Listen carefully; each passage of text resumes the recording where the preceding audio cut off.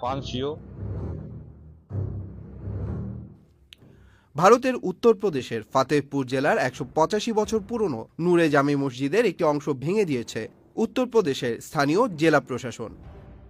কর্তৃপক্ষের দাবি, মসজিদের এই অংশটি অবৈধভাবে বান্দা বাহরাইচ হাইওয়ের উপর নির্মিত হয়েছিল। খবরটি এনডিটিভির এক প্রতিবেদনে উঠে আসে। প্রতিবেদনে বলা হয়, মসজিদের এই অংশ ভেঙে দেওয়ার আগে মসজিদ কমিটিকে নোটিশ দেওয়া হয়েছিল। তবে মসজিদ কর্তৃপক্ষ সময় মতো কোনো ব্যবস্থা না নেওয়ায় মসজিদের ওই অংশ ভেঙে ফেলা হয়েছে। এ ঘটনায় পাবলিক ওয়ার্কস ডিপার্টমেন্ট জানায়, তারা ১৭ আগস্ট মসজিদের অবৈধ নির্মাণের কিছু অংশ সরানোর নোটিশ দিয়েছিল। মসজিদ কমিটির পক্ষ থেকে জানা যায়, এমন সময় মসজিদটি ভাঙা হয়েছে যখন মসজিদ কমিটি বিষয়টি সুরাহার জন্য এলাহাবাদ হাইকোর্টে আবেদন করেছেন। তবে আদালত থেকে কোনো আদেশ আসার আগেই জেলা প্রশাসন এই পদক্ষেপ নেয়। অতিরিক্ত জেলা প্রশাসক অবিনাশ ত্রিপাঠী জানান, ভাঙা অংশটি ৩ বছর আগে নির্মিত হয়েছিল।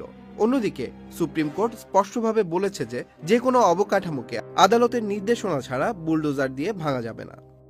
তবে বিজেপি শাসিত রাজ্যগুলো এ ধরনের বুলডোজার জাস্টিস বা অবকাঠামো ভাঙার প্রক্রিয়া অব্যাহত রয়েছে জানিয়ে উদ্বেগ প্রকাশ করেছে দেশটির শীর্ষ আদালত। আইন শৃঙ্খলা পরিস্থিতি স্বাভাবিক রাখতে ওই এলাকায় পুলিশ ও র্যাপিড অ্যাকশন ফোর্স মোতায়েন করা হয়েছে।